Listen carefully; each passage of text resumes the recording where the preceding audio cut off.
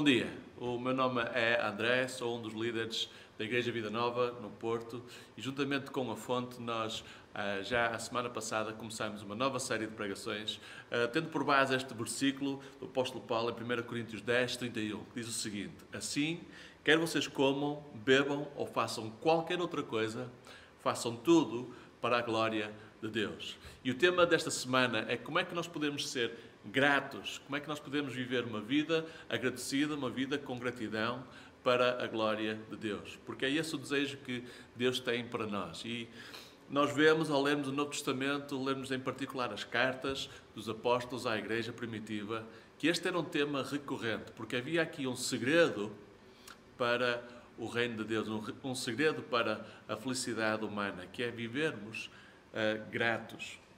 Adoro a simplicidade deste tema, mas também a profundidade que este tema tem para transformar as nossas vidas e o nosso dia-a-dia.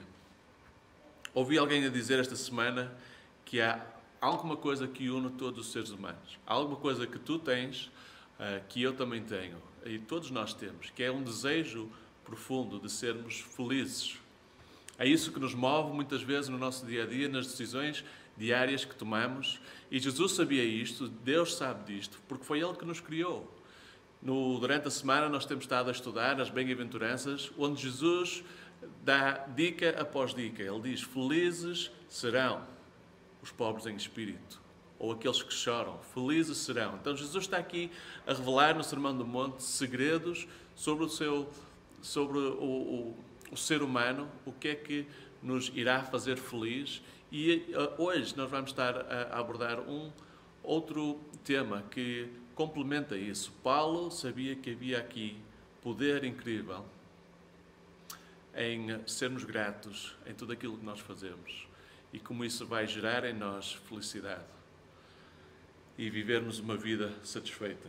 Mas o que é que vem primeiro? Será a felicidade ou a gratidão? Vamos pensar um pouco sobre isso. Por vezes pensamos que nós precisamos de ter isto ou aquilo, e então quando temos tudo aquilo que nós queremos, então sim, temos motivo para ser gratos. Mas será que é essa a ordem das coisas?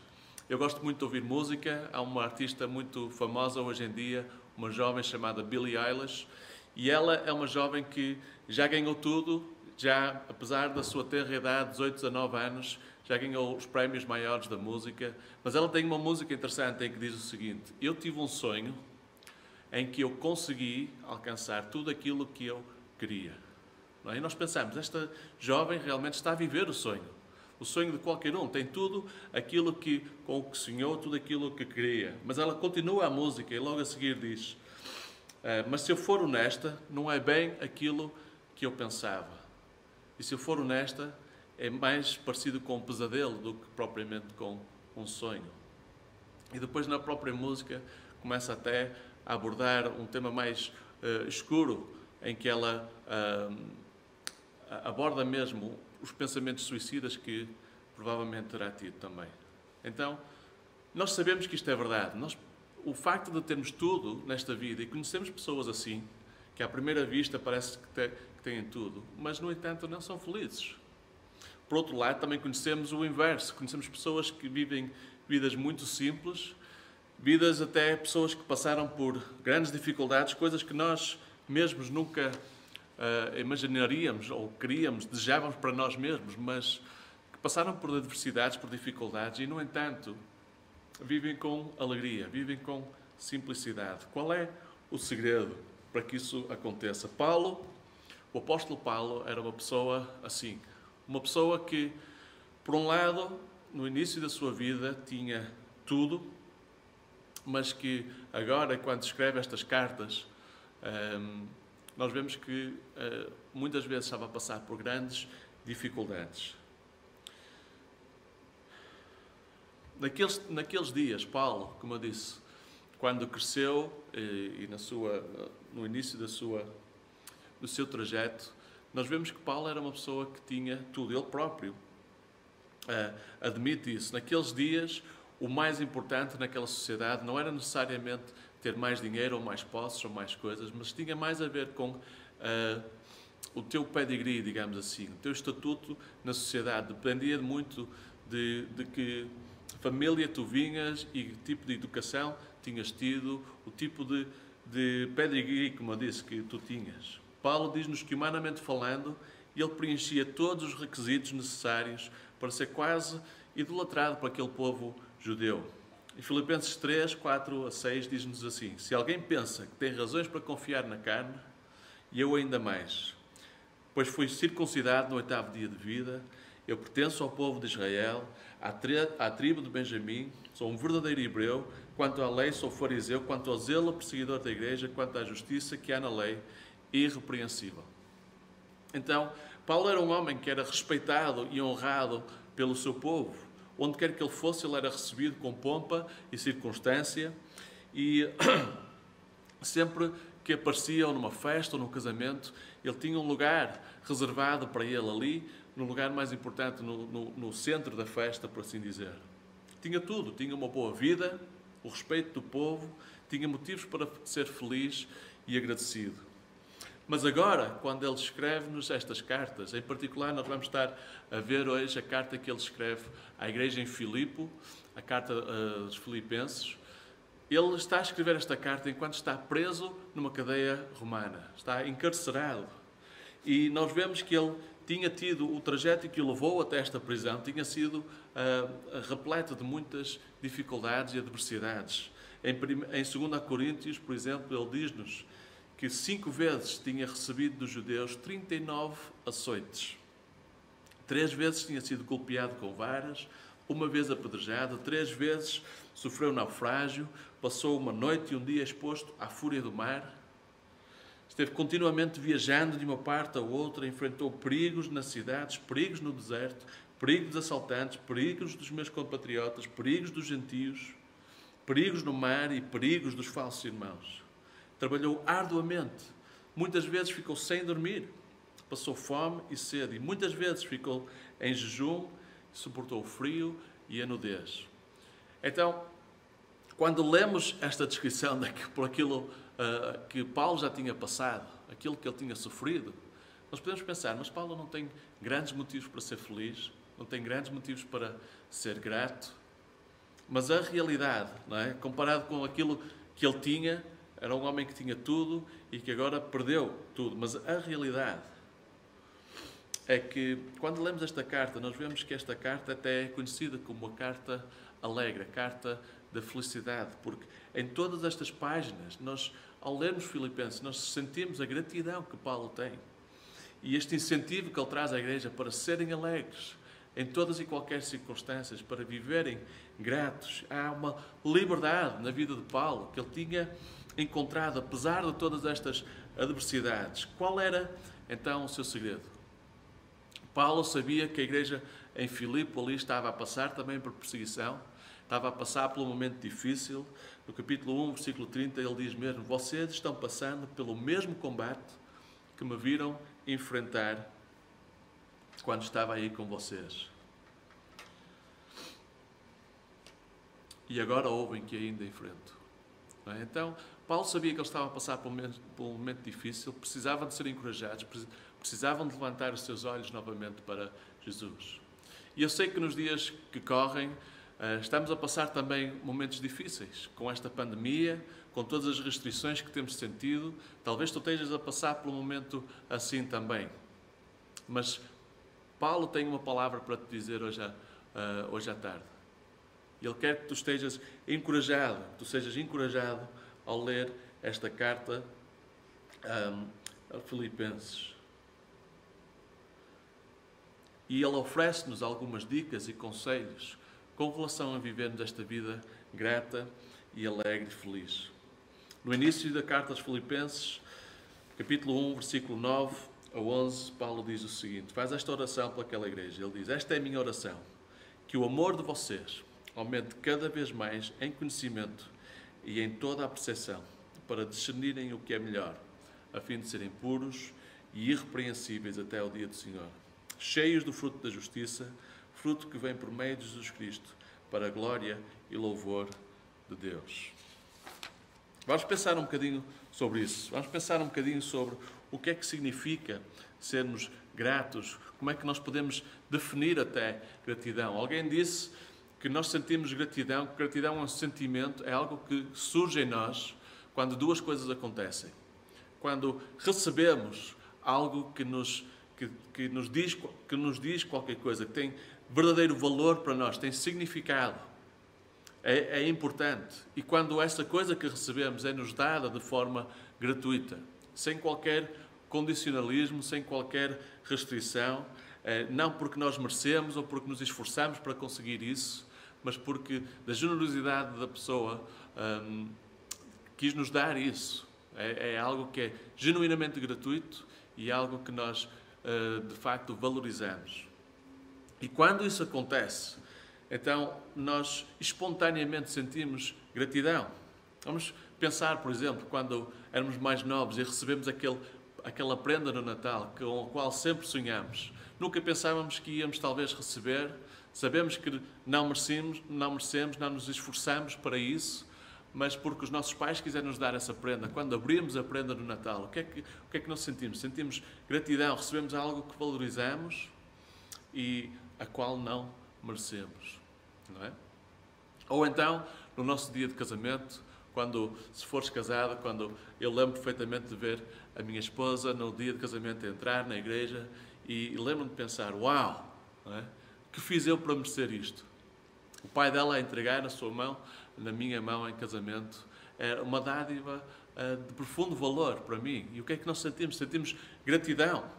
E essa gratidão depois transforma-se em alegria. Ou então o nascimento do primeiro filho. Há vários exemplos que eu podia dar, não é? Que provocam este sentimento de gratidão em nós, que depois se transforma em felicidade. Para Paulo, aquele presente de imenso valor que lhe tinha sido dado gratuitamente, sem ele merecer, foi o amor de Jesus Cristo. E ele queria que a igreja em Filipe se lembrasse disso e vivesse com esta gratidão diária também. Por isso é que ele ora que o amor de vocês aumente cada vez mais em conhecimento e em toda a percepção. Quem é que se lembra? Se tu estás em casa, se tu já tomaste esta decisão de seguir a Jesus Cristo e entregar a tua vida a Ele pela fé, tu então vais-te lembrar do dia em que isso aconteceu, do dia em que pela primeira vez tomaste essa atitude de fé. E o que acontece nesse momento é que nós sentimos uma gratidão enorme ao pensarmos e ao recebermos esse amor de Jesus por nós, percebermos que os nossos pecados agora foram perdoados e que temos agora uma nova vida, que Jesus está connosco, que Jesus está em nós e nós neles, e sentimos o amor de Jesus. Um amor tão grande, tão profundo, que Ele foi até à cruz morrer por nós. O valor que nós temos aos seus olhos.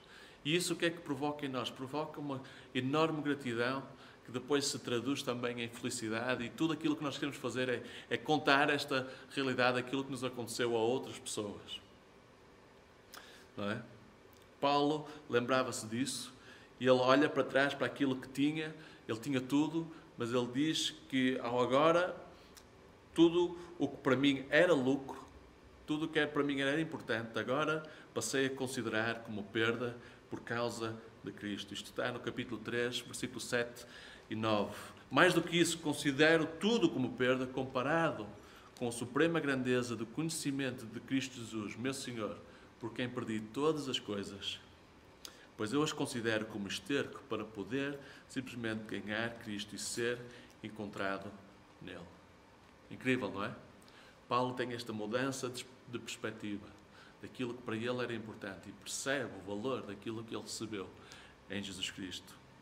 O problema, nós sabemos, é que este sentimento de gratidão ou felicidade é algo que muitas vezes é passageiro. Sentimos naquele momento, mas com o passar da vida vai-se esmorecendo, não é? Depois daquele dia de casamento passa-se a lua de mel, mas não é?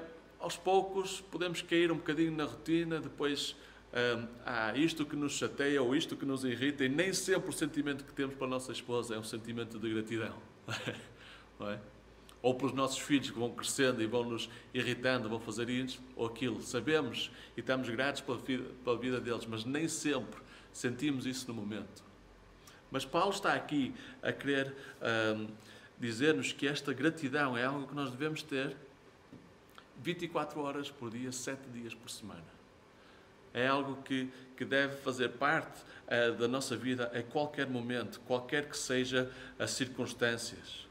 Que não está condicionada a fatores externos, aquilo que nos vai acontecendo. Tem-se falado muito nos dias de hoje, por causa desta pandemia, de todos os desafios que isso tem trazido, mesmo a nível da nossa saúde mental, o aumento da depressão, aumento de violência doméstica, aumento do divórcio, aumento de dificuldades nos relacionamentos. E Paulo quer que nós saibamos este segredo do reino de Deus. Viver uma vida com gratidão.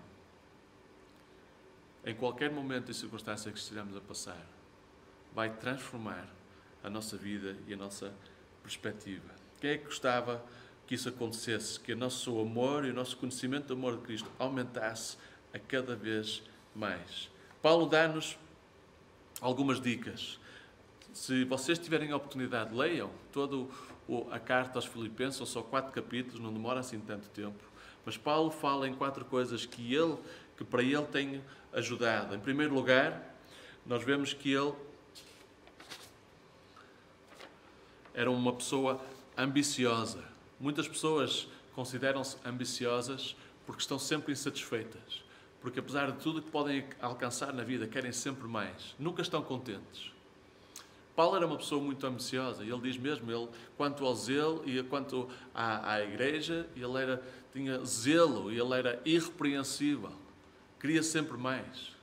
Mas agora, essa ambição transformou-se. O seu alvo, o seu objetivo de vida agora foi transformado e é diferente. Porque ele agora diz-nos no capítulo 3, versículo 10, que o seu objetivo, a sua ambição é conhecer a Cristo, o poder da sua ressurreição e a participação em seus sofrimentos, tornando-me como ele em sua morte, para de alguma forma alcançar a ressurreição dentre os mortos.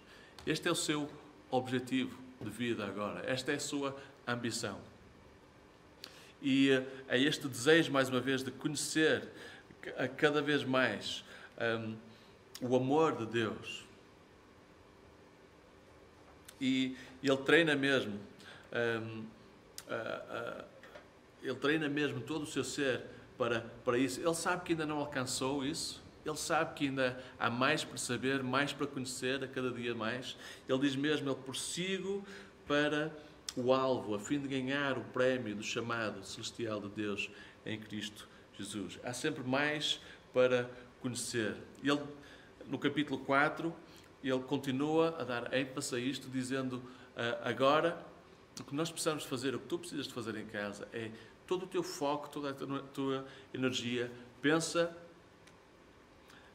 no capítulo 4, versículo 8, finalmente, irmãos, Paulo diz, tudo o que for verdadeiro, tudo o que for nobre, tudo o que for correto, tudo o que for puro, tudo o que for amável, tudo o que for de boa fama, se houver algo de excelente ou digno de louvor, pensem nessas coisas. Ponham em prática tudo o que vocês aprenderam, receberam, ouviram e viram em mim, e o Deus da paz estará com vocês.